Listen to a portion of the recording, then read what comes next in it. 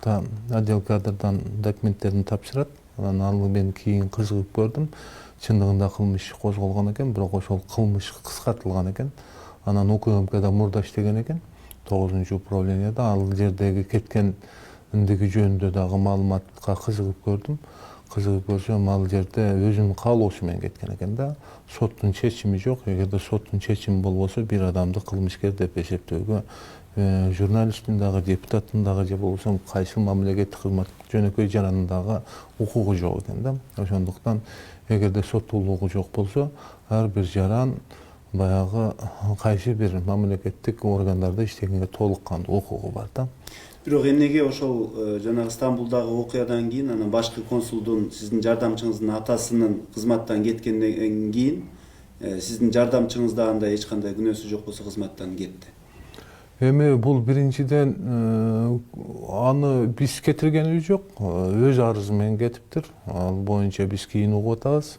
Эмне үчүн дегенде, өзүнүн баягы атасынын үстүнөн ушундай бир туура эмес нерселер жөнүндө массалык маалыматтарга чыгып кеткенден кийин, өзү ал кеткенден кийин мен жолугуп сүйлөшкөнүм жок. Чакырып жолугуп кызыгып сурап коюш керек экен да.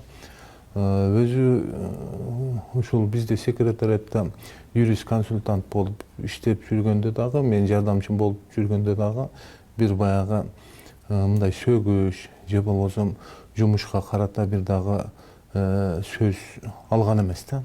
Ошондуктан атасынын окуясынан кийин да өзү кетти окшойт. Бирок ошол атасына байланыштуу анын баласы кызматтан кетип калганы туурабы? Өзү негизи мыйзам боюнча туура эмес. Мыйзам боюнча туура эмес. Аны биз баягы жумуштан кетирүүгө дагы, эгерде эч кандай бир туура эмес буга чейинки тартип бузуу же мыйзам бузуу болбосо, кетирүүгө укугу жок эле да. Анан кийин бул азамат Эркинович өз арызы менен кетип атат да. Ал жеке өзүнүн каалоосу менен кеткендиктен биз бирдеке деп айта албайбыз. Мындайча айтканда, УКМКдан да өз арызы менен кеткен. Анан азыр бүгүнкү күндө биздин катчылыктан да өз арызы менен кетип атат. Эми бул окуяга байланыштуу мынакей Стамбулда киши колдоо болгон Айеркин Сайматин менен башкы консулдун байланышы бар экен, башкы консулдун баласы менен депутаттын байланышы бар экен деп сизге мына сөз тийип атат. Чындап эле сиз менен ошол Стамбулдагы башкы консул Эркин Сопоковдун, ошондой эле Айеркин Саймати менен кандайдыр бир байланыштарыңыз барбы? Эркин Сопоковду мен тааныймын.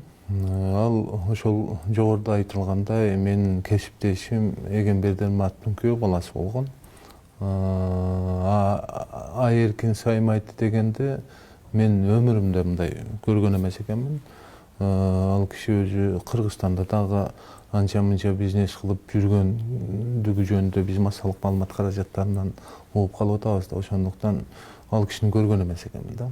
Ал кишини биз акыркы күндөрү бул киши качан популярдуу болду, акыркы массалык маалымат каражаттарында бул киши жөнүндө өтө көп нерселер айтыла баштады да. Ошондон биз эл катары, жарандар катары эле ошол массалык маалымат каражаттарынан билдик. Эркин Сопоковдун бүгүнкү күндө Эгембердин көзү өткөндөн кийин мен тааныбайм деп койсом, бул туура эмес болуп калат. Бул жигитчиликке жатпайт да. Ошондуктан тааныштыгым бар.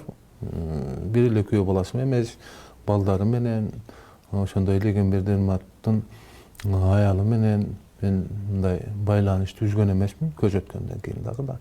Аны үзбөйм го деген оюм бар. Эмне үчүн дегенде, Эгембердин мен үчүн баягы мага устат катарындагы мындай жакшы инсан катары менде жүрөгүмдө калган инсан да. Ошондуктан ойлойм, бул жеке адамдык үй бүлөлүк мамиле. Калганы баягы жумуш, партиянын иши, бул башка нерсе. Айеркин Сайматинин өлүмүнө байланыштуу иликтөөлөр, окуялар, ошонун тегерегиндеги талаш талкуулар бул Кыргызстандын имиджине шек келтирди деп ойлойсузбу? Сөзсүз шек келтирди.